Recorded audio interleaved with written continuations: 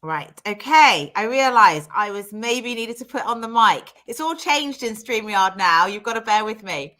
Right. So start that again. Welcome, everybody.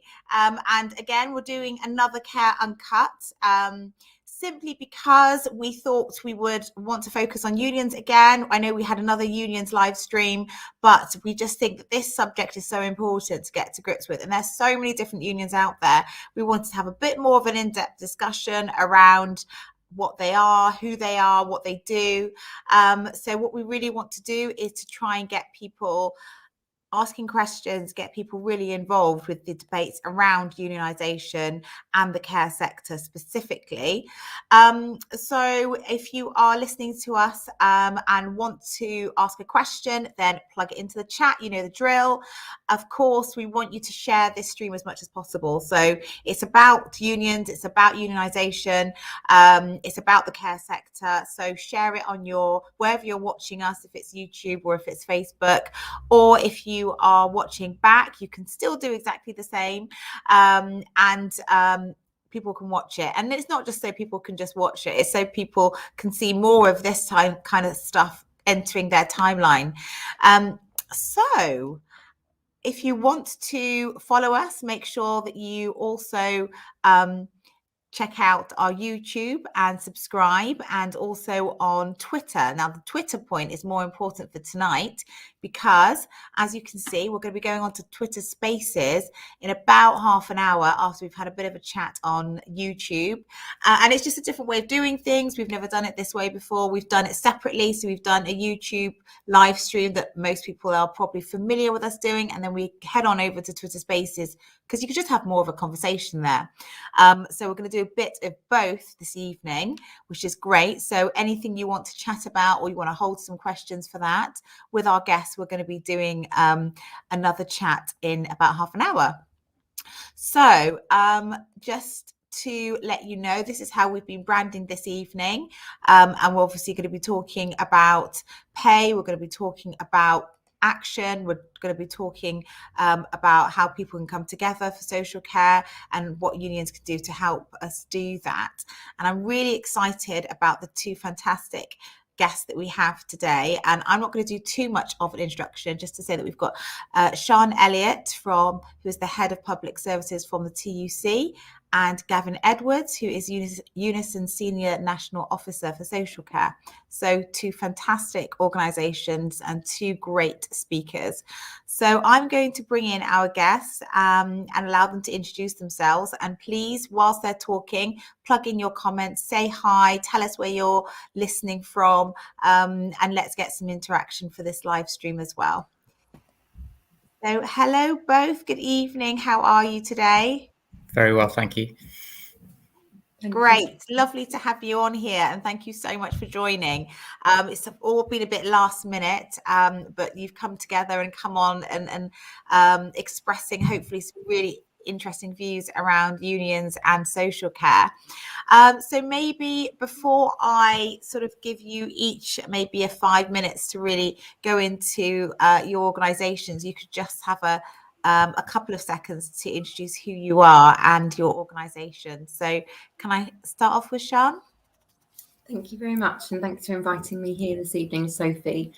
So I'm the Senior Policy Officer for Public Services for the TUC, and before that I was the Women's Equality Officer for the TUC, so very much come to social care and the whole of the public sector with a real understanding and passion for driving forward equalities. And before that, I worked in several different roles, but all of which looked at the role of employment and how it can move people out of poverty if people are paid a proper living wage, secure employment with good terms and conditions. So, yeah, a little bit of background. Hopefully that's useful. Very useful. Thank you very much, Sean.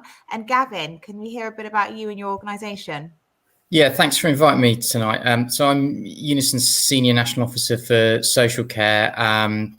So it's my role to coordinate the union's work across social care. UNISON's got a kind of service group structure, so it's important that somebody's kind of bringing all of that work together. So I help run our campaigns at a national level, and also lead negotiator for the employers that UNISON's got national recognition with in social care as well. Would you like me to speak a little bit about UNISON more generally in social care now, or should I do that later? I'm going to give you a chance to do that in about sort of like 30 seconds. I'm going to take you out, Sian. Thank you very much. And then, yes, please do carry on, Gavin. I feel like you were just about to get on a roll there, so I'll let you continue. Yes. So yeah, UNISON is the largest union in the care sector. It's the biggest union in the UK as well. We've got about 180,000 members in social care, which is a big chunk, not as many as we would like, obviously, but it's also the fastest growing part of our union. We're recruiting new people working in social care faster than almost any other part of our union. So it's an exciting part of the union to be working in. I mean, I think one thing to talk about is the kind of UNISON's campaigns at a national level in social care, which have obviously ramped up considerably in recent years, and not least around the issues that have come up in the pandemic. But just to start off in our approach to what social care should look like. I mean, clearly we have a broken social care system in this country. It's acutely underfunded. It is a system that is fragmented. It's designed for people to be able to pass the buck and pass responsibility when things go wrong. So the providers will often pass the buck and say, well, it's the local authority's fault for the way they've commissioned the service. Local authorities can always point the finger at the government and say they're not giving us enough money to run the services, and the government can point the finger at everybody else. So part of our campaigns is to make sure that that no longer happens. We want a system in this country which has national standards for the way that care workers are treated, and national standards for the way that people who receive care are treated as well. We think that's really important. Very much along the same principles as the NHS, we want to see a publicly funded and, as far as possible, publicly delivered social care service in the UK. That's a route that people are going down in Scotland, Wales and Northern Ireland, and we want to see that happen in England as well. So to give you an example of some of the campaigns that we've been running during the period of the pandemic, one of the massive problems was that care workers were not being paid for when they self-isolated, which is clearly hugely important. I mean, government studies have proved that this is a matter of life and death. You can't have people under huge financial pressure to go into work when they should have been self-isolating. And it's more important than ever in care homes. And it's been statistically established that having those that pressure on workers led to higher numbers of outbreaks in those care homes. So the government put in place a system whereby they made money available, additional money, so that care providers could pay that sick pay. But unfortunately, the system hasn't worked. It's not been policed properly. Our members tell us at the moment, 40% of them said that over the period of the pandemic, they needed to self-isolate, then they were not paid their full normal wages, which is what the government's policy is. So that's an example of the broken system. The government is saying that care workers should have full normal wages, even provided the money in order to do it. And yet 60% of care workers are saying that they're not getting their full normal wages when they needed to self-isolate. Unfortunately, that has led to a loss of life. And that's why we're pushing as hard as possible in every meeting we have with the Department of Health and Social Care, in the media, with politicians, every forum we possibly can, to put the maximum amount of pressure on to make sure that care workers are paid their full normal wages. So UNISON's, also to tell you a little bit more about our work in social care, has got national recognition with a number of the bigger employers, particularly care home employers, such as Four Seasons and Dimensions. And so we will negotiate on behalf of our members in those employers in order to get them the best possible deal around pay, around sick pay and all other terms and conditions as well. And we think that those organisations are better because of the involvement of trade unions and because of our ability to negotiate and give honest feedback to those organisations about how they're being run and how they're being managed. So it's really important. We've produced a document called Care After COVID, which is our vision for social care in the future, which I'd encourage people to go and take a look at.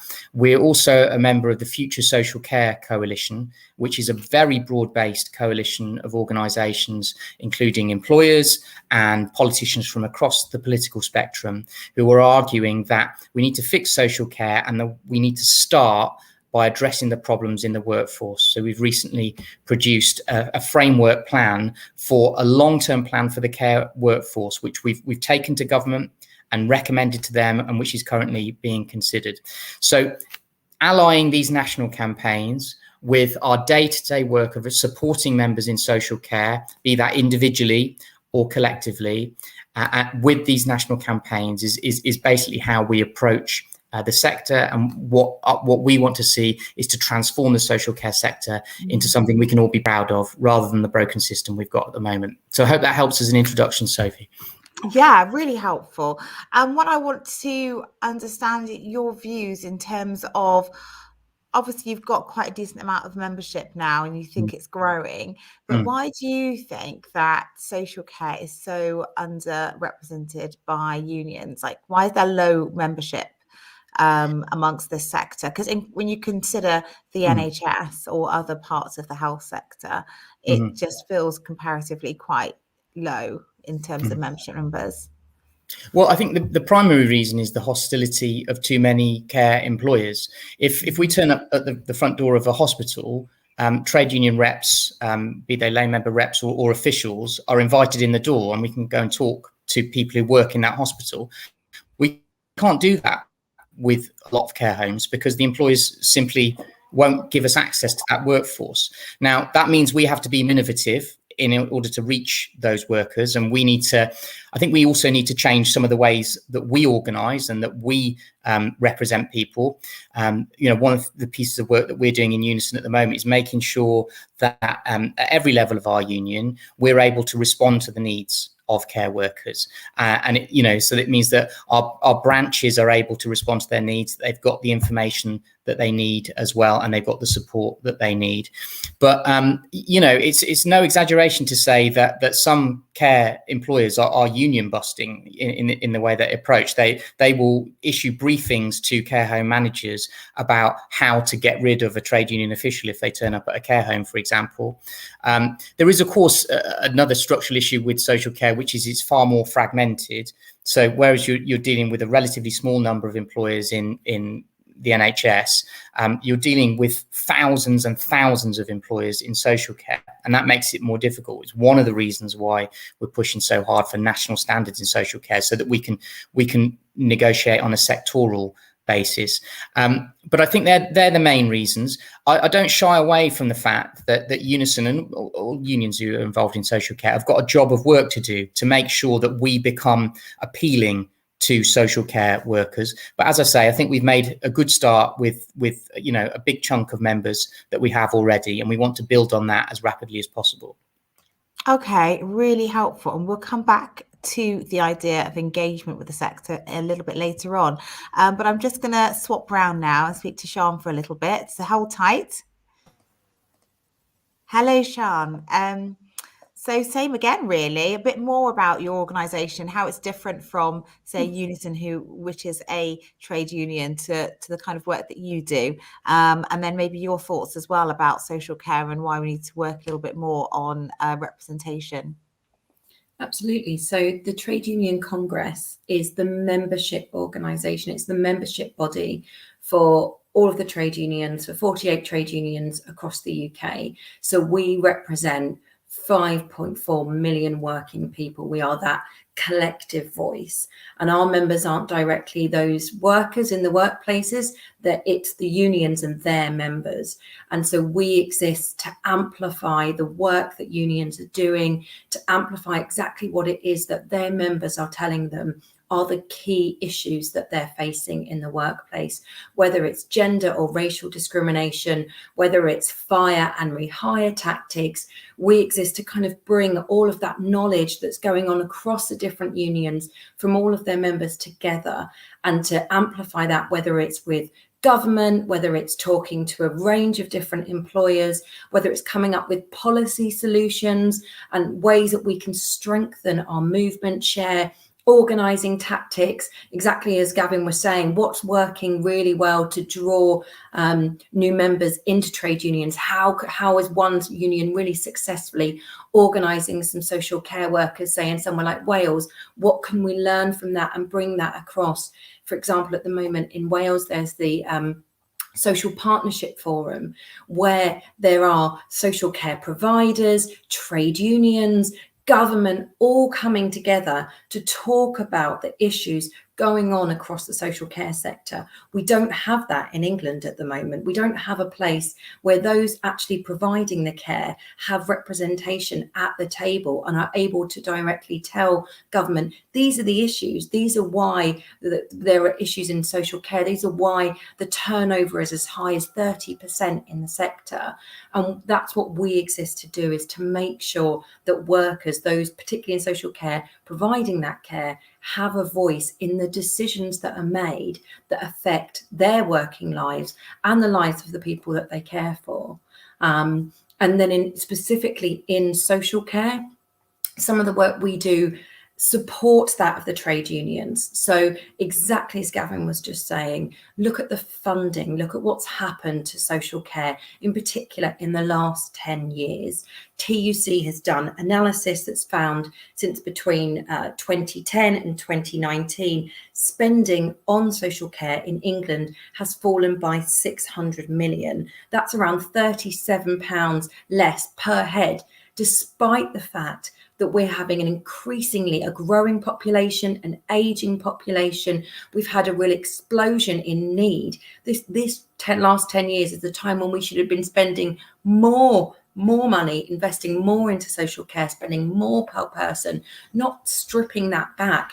And what that's led to, and we've been able to document that and to work with organisations like Care UK, who've been able to document, there's been an explosion in unmet need. So adults that have unmet social care needs, at least 1.4 million, but we actually think that figure is much, much higher, because then what happens is that is picked up within families, within the home. So maybe you have an older woman who's providing care to a partner, perhaps an elderly relative. She's having to drop her hours at work. She might be having to drop out of the workplace altogether. She's experiencing a huge loss in income that might be affecting her ability to make ends meet. Those costs are being absorbed by individual families, and people are being denied that support they need by the state. And so some of the work that we've been doing has been kind of tracking and analysing the cost of that, the impact of that, and then putting forward solutions. So we know the government, the pandemic has created even more need and strain on the social care system, but we've seen through that pandemic just how essential the work that the care workforce do is. When people were stuck in their homes, it was our social care workers, it was our nurses, our doctors, our delivery drivers, our key workers that kept our country going, that cared for our loved ones, that kept the economy going too. But what we know is that they're denied, in many cases, proper pay. So TUC research found that 7 out of 10 care workers are paid less than £10 an hour. And that means that they're not able to feed their families or heat their homes. They're worried about keeping a roof over their head. We found in just a new survey that I did really recently that 1/5 of key workers struggled to make their money last the whole month. And as a result, they were turning to food banks, they were getting into escalating debt, or they were taking on a second or a third job to be able to keep going. So one of the policy solutions we've got to that is we need to have a proper minimum wage across the sector in care of at least £10, but moving much more towards £15 an hour ask. And then what we did is we costed that, and we've set out for the government, this is exactly how much it would cost you to get every care worker up to £10 an hour. And it's a lot less than people think, because what happens when you pay people a proper wage is you reduce the spending in other areas. So if somebody's not earning a proper wage, they have no choice but to apply for benefits. And now 2/3 of those receiving benefits and living in poverty are actually in work. So once you start paying people a proper wage, your spend on benefits comes down, the strain it puts on other areas of the system comes down, you get more in tax receipts, and crucially, that money also then goes into the private sector, into local shops, into restaurants, into all of the things that keep our economy moving and going and growing. So it's really important that the government look at the facts and figures and look at the numbers that we give them, and then start making some of the really important decisions. And for us, investing in care, leading out of this pandemic with a care-led recovery is the answer that we're putting forward. Really interesting points. I appreciate it so much. I really want to come back to the points that you and both Gavin has made about the care sector just being so vital during the pandemic, about underfunding, underpay, and everything that's being thrown at the care sector. Why do you think, having represented so many different unions, that union representation is just so low? You're on this similar kind of experiences you're hearing people say from unions, that it's really difficult to get through the door because of providers or employers, or do you think there's something else that's underlying why there's such low representation? I think that's a really important part of it. I think the Gavin used the word fragmentation, and that's exactly what it is, where you've got lots of smaller providers and workplaces where it's harder to get into the door. But I think it's also about sort of political education, and we've lost that massively in the last 20 years. People understanding and knowing what benefits a union brings. We've got a system that was set up by the government very, very deliberately and strategically to divide and conquer and rule, by dividing us all, by making issues individual. And I'll give an example of what I mean there. So flexible work. We've got a rule that after 26 weeks in work, you as an individual can request the right to work flexibly. And that means you might get, again, your employer might look at your individual request and say yes, but it's much, much easier for them to just handle a few individual requests rather than collectivizing an issue. And so the law automatically sets up what are very collective issues. The right to work flexibly is a right that everybody in the workplace could benefit from. But as long as you make it something individual, one, it's much harder for individuals to, if they know they've got an employer who doesn't want people working flexibly, has quite a negative attitude towards flexibility, it's going to make people much more scared when they're on their own to be the one that asks, even though it's your right, even though it's a right that you have to request that. By making it individual, they isolate you. Whereas actually what we need are laws that collectivize this issue. So we would like a right for everybody to have a day one right to flexible work. And you can, through your union, negotiate what that looks like, what the appropriate and the right terms for flexible working look like in your workplace. But it means instead of standing as one individual, you're standing as 100, as 50, as 200. Mm-hmm. That makes it much harder for an employer to pick you off and say no to one person, yes to somebody else, to give you individual and different benefits. Yeah. And so what we need, and what's happened in the last 20, 30 years, is a real devastation deliberately to take us away from those acts of solidarity, to weaken worker voice and worker strength. And I think, as well as unions being outside, getting negotiations with employers, helping people to understand what a difference being in a union makes, we also need to look at the structures and the way in which employment law and the way in which our country is run actually sets people as individuals against each other rather than individuals standing together. Wow, getting some really juicy conversations about how our politics influences people's decisions on joining unions or even knows about it. I know even when we promote things like these type of discussions on our social medias, they seem to get blocked almost. So the word union is almost like a dirty word in today's politics, unfortunately. But I really want to just a comment as being someone who works in social care and just hasn't heard too much about unions, is just really opening up to the idea of how useful they can be in today's climate of trying to fight for better conditions for people who work in any industry, but especially in care right now.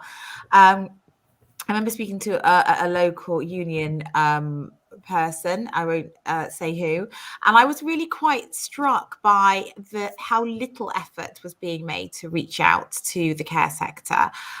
We're part of provider organisations, and one of the suggestions that I had was to go out to the provider organisations as a whole, because people always say about this fragmentation, which I think is slightly a myth, but to say that is a reality, and there are lots of different types of providers.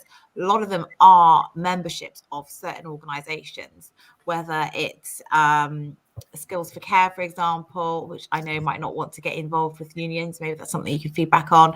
Or it could be provider organisations, associations who, like you, represent lots of unions, Sian. Then these associations represent lots of providers.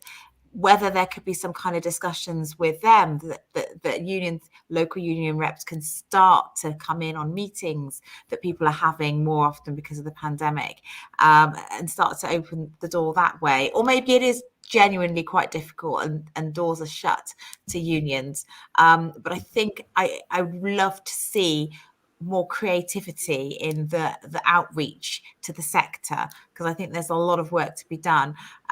But it might be quite complicated because of funding. I know that, like you were saying, sometimes our labour laws don't allow for collective action very easily. Maybe also there's funding issues. But anything creative to get to the sector would be really, really exciting. We're going to head over to Twitter Spaces in a minute, but before we do, did either of you want to come back on that or on anything else before we switch over? Yes, Gavin. Yeah, I just wanted to just kind of balance it up a bit in terms of how optimistic, pessimistic we're being, and the picture currently in terms of unionisation of the social care sector is like I said, there's a huge amount of work for us to do in terms of helping to promote the unionisation of the care sector, but there are lots of people in the care sector who are members of trade unions. Not a handful. This is not an ununionized sector. It's a unionized sector, but it could be much more unionized. Trade unions like UNISON and other trade unions are doing huge amounts of hard work up and down the country, local organisers, regional organisers, and in the national offices as well, in order to do that outreach work and to innovate. I mean, one of the changes we're bringing in the UNISON is to make sure we've got bite-sized training that we can offer to social care workers. So that work is happening. It's not unrecognised. We know that that's the issue, and we're putting in resource and we're putting in hard work to make those changes and get more people into the union. As I said, in UNISON, it's the fastest growing part of our union, and long may that continue. We'll keep putting our work in order to keep that the case and make that happen. And I think we should grow and be optimistic about the future of unionisation in the social care sector. Good. That's a nice positive message, and I appreciate that. And I would be really interested actually to find out, in terms of getting real action. So you've got those different approaches of working with policy makers and working locally on the ground. Is there anything, what do you see as like a real momentous action that could really take hold of this moment we have when there's so much focus on social care? Do you see it like years ago when you had people who were striking in the NHS or a collective action like that? Do you see something like that for social care coming down the line? How might you see it really getting that big highlight or headline of £15 per hour or some kind of real tangible long-term benefit for social care happening? Maybe start with Gavin and then move to Sian. Is that okay, Sian? Yeah. So, I mean, I think that the momentum for change in social care is being built across the board now. I think it's unstoppable, frankly. Now, whether or not that means we get all of the change that we need and all of this, that may take some time. I wouldn't say that the route to that change in social care is one single event, one strike or one. I don't think that's the route. The route is hundreds of thousands of people up and down the country, people involved in social care and their trade unions, day in, day out, supporting those campaigns, arguing for change, pushing for change, us providing the platform for care workers to argue for that change, to every person that has influence over those decisions. And we live in a democracy, and eventually if we push hard enough and for long enough, we will get the change that we need. I'm really confident of that. And I think trade unions are right at the heart of that debate now, and we should continue to do that in the years to come. Great. Thank you. I love this positivity. It's making me feel better. So Sian, just a minute if you can, just before we move on to Twitter. I think I'd bring it back to the pandemic again and what trade unions already have won for their members. So at the start of the pandemic, sick pay from day one in your job wasn't a right. Trade unions went out, they fought for that, and they won it for everybody. And that's the other thing about trade unions. We're not just winning for our members, we're making changes in the workplace that benefit everybody. And it's always much better to be part of that union. So you're helping build our movement, you're growing your voice in your workplace. But trade unions win for everyone. We won the furlough scheme. TUC worked with government. We took the idea for a furlough scheme to the Chancellor, and we said at the start of the pandemic, this is what you need to do. This is how you can do it. This is the difference it will make. And people have seen those wins. I spoke to Chika, who's a trade union health and safety rep in her workplace. She worked with her employer. And that's the other thing to remember too about trade unions. We work with employers. We work to make that workplace better for everybody, for those receiving care, for those employers too. She worked with her employers. She helped find PPE to make sure that everybody in her workplace was protected. And I think that's people can already see those benefits. They're seeing that change. And exactly as Gavin said, we're on a real momentum now, and we are already winning. Government have recognised with that health and social care levy that they introduced.